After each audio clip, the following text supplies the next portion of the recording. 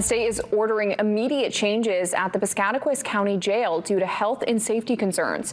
The Department of Corrections made the announcement today, saying the jail failed to meet established standards.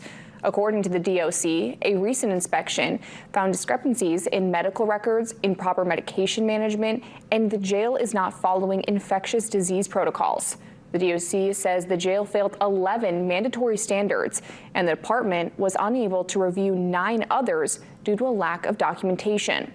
The Department of Corrections is requiring the jail to immediately stop taking new inmates, return boarded inmates to their original facility, and create a plan of corrective action.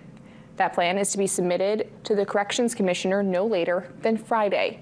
In a statement to WBI, Sheriff Robert Young says, quote, "We are lacking in some areas, enough to cause the DOC Commissioner to restrict our operations. We have already begun taking steps to bring us back into full compliance. I would stress our inmates are safe and being well provided for."